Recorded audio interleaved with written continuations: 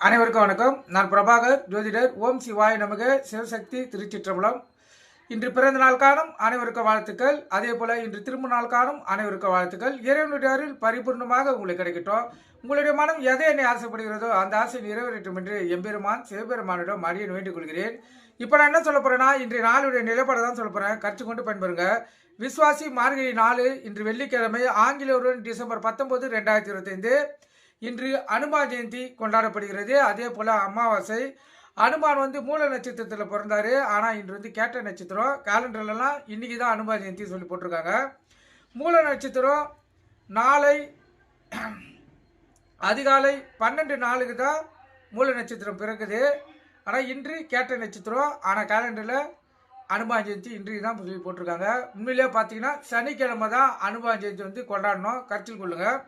நட்சத்திரம் இன்று முழுவதும் கேட்டை. திதி இன்று காலை 5:56 வரை சதித்து பின்பு அமாவாசை. யோகம் மரண யோகம், சித்த யோகம். சந்திராச நட்சத்திரம் பரணி, கிருத்திகை. ராசி பார்த்தீங்கன்னா மேச ரிஷபம். சந்திராச பொறுத்து ராசி 50% பாதிக்கும். லக்னத்தை 90% பாதிக்கும். அதனால இந்த மேச ராசி மேச லக்னம், ரிஷப ராசி ரிஷப லக்னம் இன்று மிக கவனமாக இருக்கணும். வண்டி வாய்ச்சலுக்குள்ள மிக கவனமாக செல்லணும். போக்குவரத்து விதிமுறையில் கடைபிடித்து செல்லணும். எக்காரத்தை கொண்டும் வண்டியை இயக்கி கொண்டு மொபைல் ஃபோனில் பேசக்கூடாது. சிந்தனைகள் சிதறி விபத்துகள் ஏற்படுறதுக்கு அதிக வாய்ப்பு இருக்குது. அதனால் விழிப்புணர்வோடு இருந்து உங்களை தற்காத்துக் கொள்ளுங்க. நல்ல நேரம் காலை 9:15, 10:15, மாலை 4:45 5:45. கௌரி நேரம் காலை 12:15 1:15, மாலை 6:30 7:30.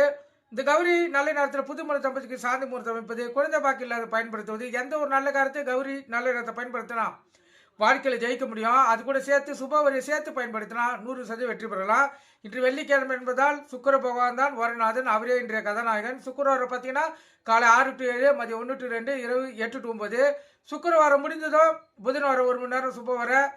புதன்வாரம் முடிஞ்சதும் சந்திரவாரம் 1 மணி நேரம் சுபவர. 3 மணி நேரம் சுபவரைகள் இயங்க. அதை நீங்கள் கருத்தில் கொண்டு பயன்படுத்தி வாழ்க்கையில் வெற்றி பெறுங்க. ராவு காலம் காலை 10:30 to 12. யமகண்டம் மாலை 3 to 4:30. குளிகை காலை 7:30 to 9. குளிகைனா மாந்தினா குளிகை. இந்த காலகட்டத்தில் எந்த ஒரு நல்ல காரியம் கட்டக்காரம் செய்யக்கூடாது. சூளம் மேற்கு. கோயிலுக்கு சென்றால் மேற்கு சைடு பார்த்து தான் கற்பூரம் விளக்கு ஏற்றணும். இப்போ இன்று அமாவாசை கும்பிட்றவங்க பார்த்தீங்கன்னா காலையில் 9:15 10:15 மட்டும் படைக்கலாம்.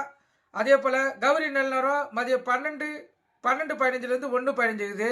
அந்த காலகட்டத்தில் படைச்சிங்கன்னா சிறப்பான பலன்கள் கிடைக்கும். அதே போல் அமாவாசை கும்பிடக்குள்ள ஒரு சின்ன கண்ணாடி பூஜை ரூமில் இருக்கணும். அப்போ தான் உங்கள் முன்னோர்கள் அந்த கண்ணாடி மூலிமா உங்களுக்கு ஆசீர்வாதம் பண்ணுவாங்க. நீங்கள் கருத்து கொண்டு பயன்பெறுங்க. நன்றி, வணக்கம், வாழ்க வளமுடன்.